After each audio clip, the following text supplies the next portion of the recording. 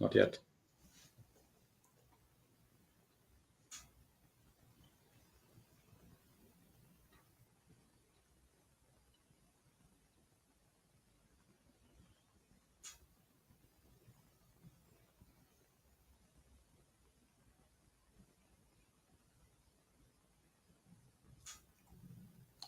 Are we live now? No.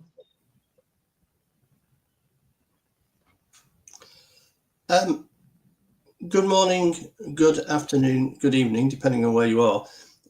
If you are on the LinkedIn Live and you can see and hear us, could you just put a message in the chat function, a thumbs up, or we can hear you, or something like that, just so we know that the technology is working. I always worry about technology.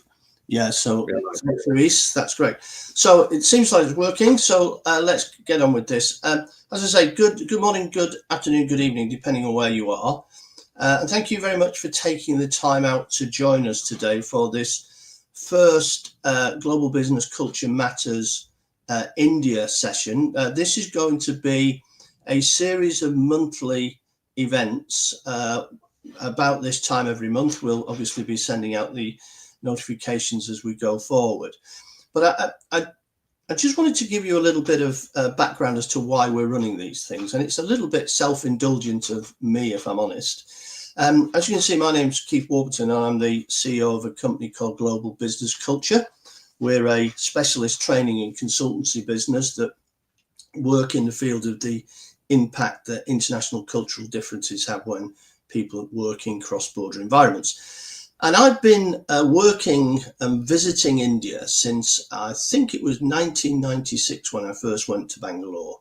And every year since then, I've visited on multiple occasions every year, either for business or for pleasure. And so you would think that that's 29 years now I've been going to India. I've worked on dozens and dozens and dozens of large and smaller scale outsourcing projects to India and other types of consultancy projects to India. So you would think that I would know India quite well. But the basis of these sessions is the admission from me that I don't really know India well, because I think India's almost unknowable because it's so big, it's so varied, so many regions, so many languages, ethnicities, etc. I don't think anybody can really know India. But the basis of these sessions is going to be me as an interested outsider and a great lover and friend of India, talking with a couple of my colleagues, and we'll bring some other people in as well, just so I can naively ask some of the questions that I've kind of always got in the back of my head. And we're going to choose 2 or 3 topics each session. We'll vary them from session to session. If anybody in this session has any suggestions for areas they'd like us to discuss in future ones, please write it in the chat function. That would be really helpful.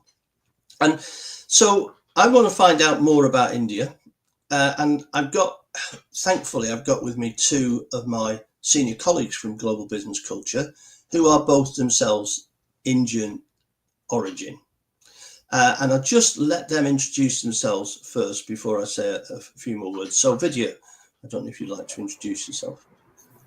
Hi, Keith. Thank you. And it's lovely to be here on this platform with both of you. And like you've already mentioned, I work for Global Business Culture. I am an Indian, born and raised. I've spent my entire life here. I'm based in Bangalore now, but I grew up in one of the other states in the southern part of India, which is Kerala. And the topics that we've chosen today for this LinkedIn Live, I think just from working and being here, I feel like there's so many insights I can share. So I'm really looking forward to it. Thank you. Thanks, Vidya. And my other colleague, Nav. Hi. Well, good to see you both again. And hi to all our viewers who've dialed in. I'm somewhere in between Vidya and Keith. I think I'm neither here nor there. I've spent first 19 years of my life in India, and then I've spent the last 22 years outside India, mainly in the UK, but I've also got the privilege to live in Germany and Sweden and Finland. And of course, I am very much interested in the topic of culture because we make a living from helping clients also learn about how cultural differences impact business. So I'm actually I'm hoping that I will learn more than I will share kind of my information and experiences with India, because I get to spend more time outside India than in India these days. Although I'm currently in India, in Pune, for one of our client projects. So yeah, looking forward to these discussions. Great. So we quite carefully chose the people who are going to be on this because, as Pidgey said, she's been in India all her life, and Nav spent his formative years in India, but then has the perspective of having lived outside India as well. And obviously I'm not Indian at all, but a great lover and have great interest in India. And we're going to, as I said, we're going to choose 2 or 3 topics, depending on the depth of the topics we choose, each of these sessions. And today we're going to talk about, first of all, the mystery that is Jugaad. And if some people don't know what Jugaad is, then obviously we're going to debate that in a minute. And then I'm going to talk about something which is very close to the hearts of many of our clients who are working into India. We do a lot of major training projects in the tech space, so American or European tech companies who have operations in India. And one of the constant challenges that they tell us that they face is around the whole recruitment process in India. So we're going to talk a little bit about challenges in the recruitment sector in India. And then finally, something which I'm really interested in is just talk a little bit about the infrastructure development of India. As I say, I've been visiting since 1996, so I've seen massive changes, and we'll just have a conversation about this. And that's our aim. We aim for this to be conversational. It's not a training program. It's just 3 interested people talking about these things. We'll talk about each of those 3 issues. If you have any questions as we're talking, or any comments that you'd like to add, please add them to the chat function. We can see them as we're speaking. That'd be really helpful. And again, as I said, if you've got any topics for you'd like us to discuss in future sessions, please let us know that as well. All right, so we're going to start off by talking about Jugaad. And Jugaad as a concept is something that I'm very aware of. I've had lots of Indian people tell me about Jugaad and how India, the chaos that from a Western perspective is very often seen in India, especially the first few times you visit it, that, well, it all works, and it all basically works because of Jugaad. And I said, oh, that's great. Yeah, good old Jugaad. But what is Jugaad? So we're going to actually discuss for a few minutes what is Jugaad. And I'm going to ask Vidya the somewhat direct question, which is, yeah, what the hell is Jugaad? Keith, actually, you'd be surprised. I think a lot more people are now familiar with this word. In fact, if I'm not wrong, it's also accepted and is in the Oxford Dictionary now. Right. Yeah. And it's considered to be a flexible and innovative way to find solutions to problems. In simple terms, if you asked me, I'd just say, if you're in a crisis and you don't have the resources you need to get yourself out of it, then the ingenuity, the ability to come up with something clever, quick, and short term, that is Jugaad. And we see that everywhere in day-to-day life, but also in business. Yeah, and even in business, in high-tech, highly sophisticated businesses in India, is Jugaad still seen there? Because you kind of from the outside to think, well, no, everything will be process-driven. There's no opportunity for Jugaad. But it's still there, isn't it? In business too. And I think it's one of those creative ways. Like if I were to think of something, you know how when Uber and other aggregators came into the market to provide rides to people, it was to solve one of the problems that, you know, nobody wanted to go in the crazy traffic that exists in India everywhere. But then that wasn't enough, because if you were in a city like Bangalore and you're trying to get to work and you're in a 4-wheeler, chances are you're still not going to make it. So now you also have 2-wheelers on the streets. If you wanted a quick ride and you wanted to make it quickly, a 2-wheeler is a little bit more agile on the road and people can make it faster. So if you look at a business opportunity like that, it clearly came out of someone's quick thinking and an ability to solve a problem that exists with the crisis and lack of resources. And that model is very successful. And there's many like that we can think about in an Indian scenario. Yeah, have you got any other examples, Nav, of Jugaad? Well, where do I start? I think you can't not see Jugaad in India. Even if you walk around on the street, you will see all these makeshift, improvised solutions, which are just because you're low on resources. So you will see all this cabling, Power wires. but the wires. I remember once one of my colleagues in Germany, he came with me, and he was walking around the streets. I think we were in Kolkata, in kind of the main busy center. And he had a camera, and he was just taking pictures of these wires. And I was thinking, there's all these other things that he said, but my mind is boggled, especially his German mind was boggled. How does that still work? How do they know which wire goes where and what does it do? And I said, well, that's Jugaad over 20 years. There's one Jugaad over another, and then you see how that kind of, at the end of the day, and I think that is, obviously Jugaad helps you with that, but then other definition of Jugaad is that it's an undefined solution. So you can't repeat the Jugaad again. I think that's another thing for me is what you need to think about. It's very difficult to explain the logic behind Jugaad. So yeah, it works, it gets the things done, but I think to many Western minds, you're just sitting there thinking, I would never do that. But it just works. I think in the Indian culture has learned how to use it, but they've learned how to use it in a very positive way. And I think this is one of the unique strengths of India, that people are just very good at finding these last minute resources, or with few resources, these ideas and solutions. Which makes the seeming chaos function. I've just actually, while you were speaking, I've just had a Jugaad myself. I was thinking that we should have an app, a cultural awareness information app called Jugaad, where people could go in when they've got a cultural problem, and we'll come up with a Jugaad solution to it on the spot. So what I tell you, what I think is really interesting, to go a bit deeper into this Jugaad thing, and again, I'm going to take this into the challenges that our American and European colleagues tell us that they face when they're working with colleagues in teams in India. And one of the biggest comments that you get about colleagues in India is that they just don't use any initiative. They don't think outside the box. And now, for me, that's a contradiction, because Jugaad is always about thinking outside the box, and yet colleagues in America and the UK are saying, yeah, but my colleagues don't show any Jugaad. And when I talk to people in the West about Jugaad, that's what they always say to me, but they never show any Jugaad. They don't use any initiative. So what's behind that contradiction, Nav? It's a bit of a paradox. I think I've thought about it, because I also was thinking, we're so innovative in India, then how comes people say you don't take initiatives? And I think it's what you referred to. It's the box. You're saying thinking outside the box.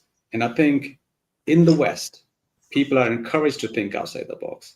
I think in India, this box is well defined, and you're encouraged to think within the box, within the given resources, within the time constraint, within the authority you have. Go find a solution. And I think that's where the expectations clash sometimes.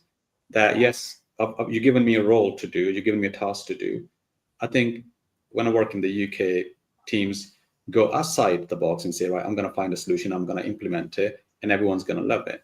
But I think when you work with teams in India, they know what the box is. It could be that I have to check with the manager before I do anything else, or there's a cost consequence to it, or there might be some other restrictions.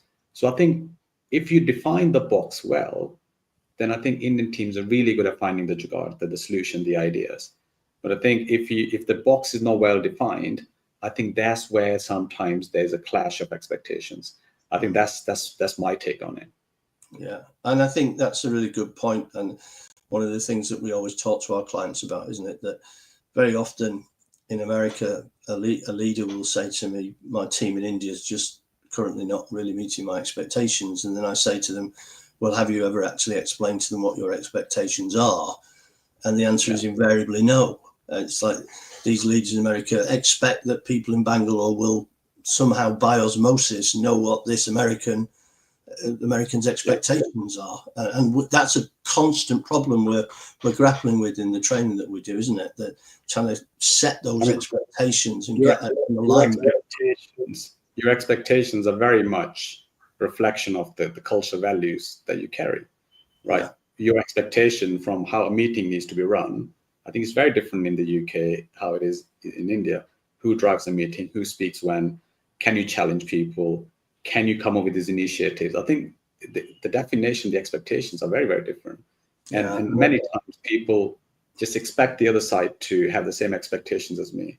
And I think people just don't talk about this openly enough. Right? I was just thinking, I think meetings and differences, how meetings run in India would be another good topic for one of these sessions later on.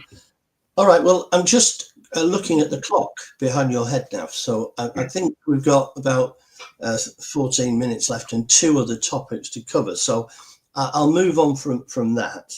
And the next thing we're going to talk about, as I mentioned earlier, is issues around recruitment. Now, we're actually currently writing a book about India, about the challenges of working with teams in India. And this area of recruitment is one of the things that we've just been addressing in the latest chapter. And it's a really big issue, and we've only got 5 or 6 minutes to talk about this. But we'll raise 1 or 2 issues. So I'm just going to start off with a very bold question now, which is, are there recruitment challenges in the tech sector in India, or is this just a misinterpretation through American and UK lenses? I think there's no person who can say there are no issues. I think there are issues for sure. In not only in tech, I think in most industries in India, but tech industry for sure. And I think the differentiation is who you ask. Are there recruitment issues for the teams in India? Yes, there are. Are there recruitment issues for the Western teams who are working in India? Yes. But I think there are additional issues for the West. So in India, the issues that are common are that attrition in India is high. I think in tech is 20%. I think it goes up and down, but I think on average it's about 20%. So every 5th person in your team is gonna be gone next year.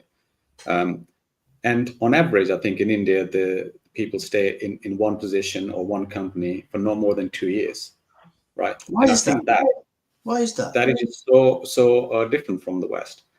I think there's few factors. I think one is that I think a lot of the attrition is money related. So that if you want to get a bigger hike in India, more salary in India, then the probability of getting that is to switch to another company, and then you show your previous package and they give you 30% hike on top of that. But I think there's also a little bit of the peer, the culture, the society pressure that if you've been in the same job for 2 years or 3 or 5 years, especially, I think people start thinking that you don't have enough motivation, you don't have enough drive, you're lazy almost. And I think that's also sometimes you switch because you don't want, because you feel like everyone is doing it, why don't I do it? So I think there's that also that happens there. But so I think, yeah, so, and then if you go to tech hubs like Bangalore, there is just so much growth in the industry. Everyone wants to have these high quality, very competent people. So there's a lot of competition. And I think for the Western team, it's less of an issue for the Indian organizations because they are more used to it. But compared to the West, there's one period in the recruitment that's very different in the West. When you make a job offer in the West, you send the job offer, they accept it, and then I think 99.9% sure that they're going to turn up on day one. I think in India, that percentage is low, very, very low, especially from a Western perspective. In between when you make the offer versus when they actually turn up, that time, so many things can happen in India. And I think it's quite common in India that I will get a job offer from, let's say, Keith, and then I'm also going to talk to Vidya on the side. I'm going to use that job offer to get even a bigger job with Vidya, and then so on. And I think that doesn't really happen much in the West, but in India, I think it happens a lot more than it does happen in the West. So I think a lot of the clients we work with in the West saying, we hired 10 people, we sent 10 job letters, and only 5 people turn up. What's happening there? And I think these are the things that have real knock-on effects on projects, because you're left with control. You would have you've got project lined up where they need to be, and I think you probably also have your other teams off the other projects so they can help onboard this team. So I think it's a double impact, not just that you don't have a project, you also have other teams of the project where they could be delivering and doing project works. So yeah, there's so many layers to recruitment. I think recruitment is a challenge in India, but I think for the Western teams, definitely is few more folds.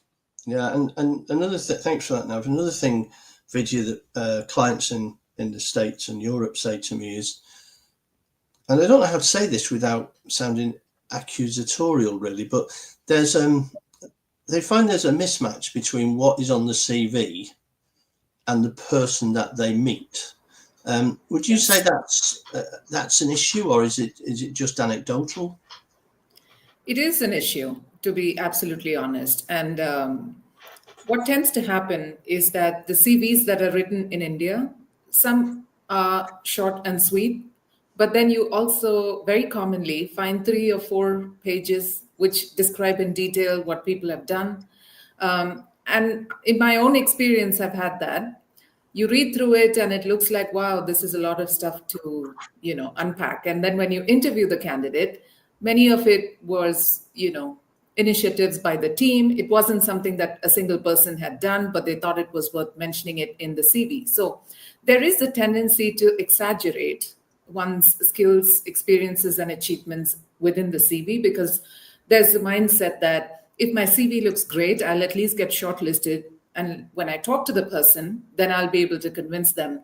So it's kind of perceived as maybe a jugaad, but a way to get the foot in the door of that recruiter's eyes so they could get in for the interview. But it's unfortunate because then it leaves a bad impression when people don't find that you have what you did say that you did in your CV. So that's definitely a problem.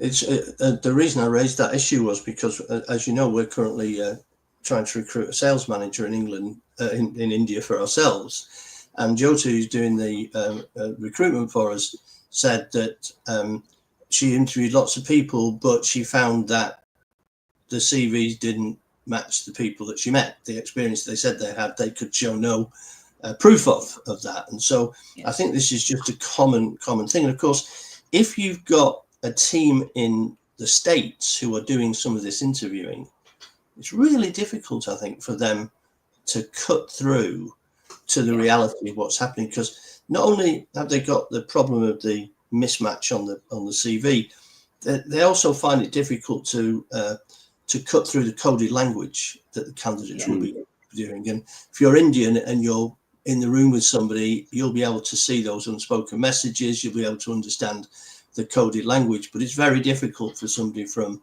another culture to do that, I think. I think the Indian recruiters have that eye for the Indians. They know how to scan it. They know how to kind of really read between the lines, literally speaking, and they take everything with a pinch of salt. But in other cultures, you believe what you see on the paper. And I think the shock or the frustration might be even bigger for them when they actually get into the room with them and interview them. They realize there's nothing there. And I think it's something that I've had to learn, because when I first started recruiting in India, every CV that I looked at, I kind of mentally dismissed because they had no job that they'd stayed in for more than 18 months. But then I quickly realized that if I dismissed all CVs where people hadn't stayed in jobs for more than 18 months, I wouldn't have any CVs to look at. That is the market. Take it or leave it.